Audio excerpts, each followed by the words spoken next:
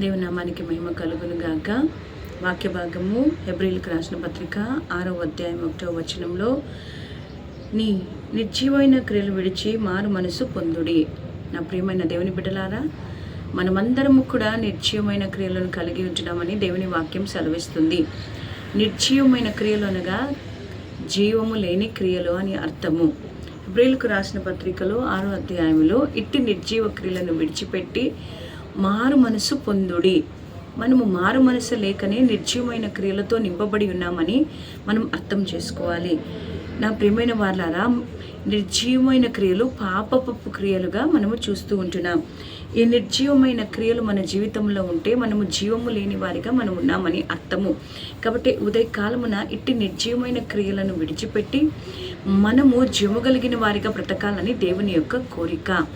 నా దేవుని బిడలారా, ప్రియ సహోదరుడా సహోదరి, గలతీయులకు రాసిన పత్రిక 5వ అధ్యాయము 19వ వచనంలో మనము చూస్తే ఇక్కడ నిర్జీవమైన క్రియలు కొన్ని మనము చూస్తూ ఉంటున్నాం. అవేవనగా జారత్వము, అపవిత్రత, కామకత్వము, విగ్రహారాధన, అభిచారము, ద్వేషములు, కలహములు, మత్సరములు, క్రోధములు, కక్షలు, భేదములు, విమతములు, అసూయలు, మద్దతులు, అల్లరితో కూడిన ఆటపాటలు మొదలైనవి.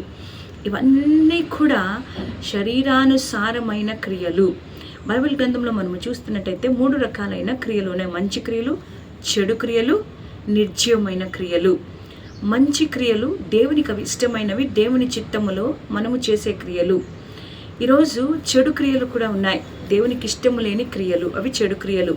కానీ నిర్జీవమైన క్రియలు, జీవమే లేని క్రియలు మనం ఎన్నో కలిగి ఉంటున్నాం.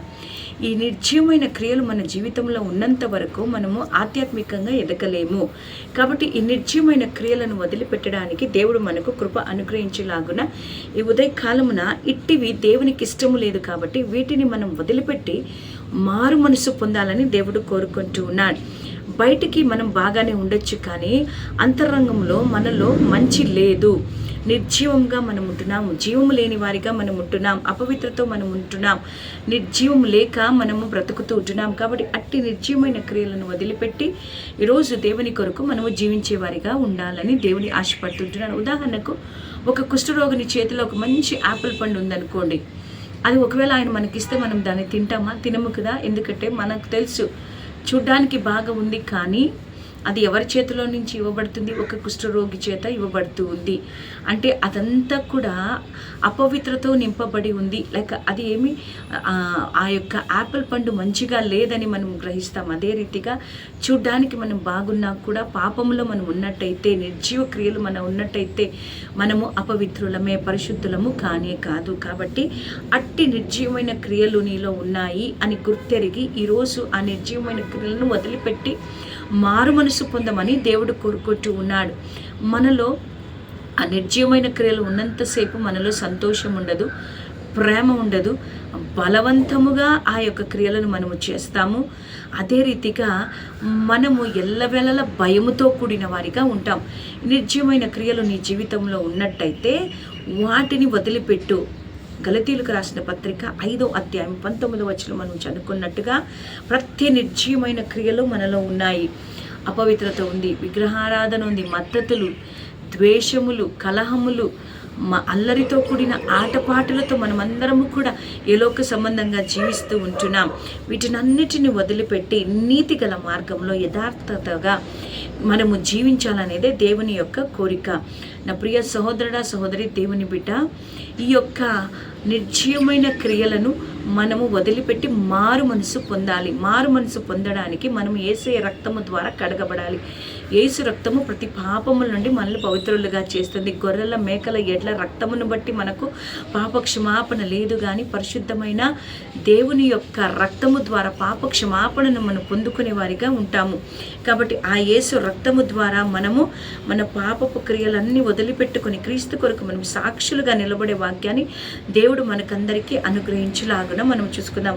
అదే మనం చూస్తే గలతీయులకు రాసిన పత్రిక 6వ అధ్యాయము 8వ వచనంలో కూడా మనం చూస్తాం. శరీర ఇచ్చలను మనం వదిలిపెట్టి మన నిత్య జీవమైన మార్గంలో మనం నడవాలని దేవుడు కోరుకుంటున్నాడు. నా ప్రియమైన దేవుని బిడ్డలారా, హెబ్రీయులకు రాసిన పత్రిక 9వ అధ్యాయము మరి 9వ అధ్యాయం 13 నుంచి 14 వచనాల వరకు మనం గమనించినట్టయితే, ఎలైనగా మేకల యొక్కయు ఎడ్ల యొక్కయు రక్తము మైలు పడిన వారి మీద ఆవు దూడ బూడిద చల్లుటయు శరీర శుద్ధి కలుగునట్లు వారిని పరిశుద్ధపరిచినలా నిత్యుడకు ఆత్మ ద్వారా తను తాను దేవునికి నిర్దోషినిగా అర్పించుకున్న క్రీస్తు యొక్క రక్తము నిర్జీవ క్రియలను విడిచి జీవముగల దేవుని సేవించుటకు మీ మనస్సాక్షిని ఎంతో ఎక్కువగా శుద్ధి చేయును. నిర్జీవ క్రియలను విడిచి జీవముగల దేవుని సేవించుటకు నీ మనస్సాక్షి ఎంతో ఎక్కువగా శుద్ధి చేస్తుందంట. హల్లెలూయా. ఈరోజు నీ మనస్సాక్షి నీకేమని చెప్తుంటే, నిత్యమైన క్రియలు నీలో ఉన్నట్టయితే వాటిని వదిలిపెట్టమని దేవుడు నిన్ను అంటూ ఉన్నాడు. అవును, నీ యొక్క పాపాలను క్షమించడానికి ఆయన సిద్ధంగా ఉన్నాడు. మారు మనసు పొందు, ఆయన దగ్గరికి రా. ఆయన నిన్ను క్షమించి నిన్ను శుద్ధి చేసి నీకు నూతనమైన జీవాన్ని దేవుడిస్తాడు. ఎప్పుడైతే జీవము కలిగిన క్రియలు నీలో ఉంటాయో నీలో సంతోషం ఉంటుంది, ప్రేమ ఉంటుంది. బలవంతంగా నువ్వు చేయవు కానీ సంతోషంగా ఇష్టపూర్వకంగా నువ్వు చేస్తావు. అదే రీతిగా నీలో సమాధానమును శాంతిని దేవుడు కలిగజేస్తాడు. నీలో భయం ఉండదు. ఎప్పుడైతే జీవపు క్రియలు ఉంటాయో ఈ కార్యాలు నీలో ఉంటాయి. ఎప్పుడైతే నిర్జీవ క్రియలు నీలో ఉంటాయో నీవు సంతోషముతో కాక బలవంతముగా భయముతో కూడిన వాటిని ప్రేమ లేకుండా నువ్వు చేస్తూ ఉంటున్నావు. కాబట్టి నా ప్రియ సహోదరుడ సహోదరి, జీవము కలిగిన దేవుని నువ్వు ఆరాధిస్తున్నావు, స్తుతిస్తున్నావు, పాపపు జీవితాన్ని నువ్వు జీవిస్తూ ఉన్నట్టయితే దయతో ఈ ఉదయ కాలమున నీలో ఉన్న ప్రతి నిర్జీవమైన క్రియలను వదిలిపెట్టు.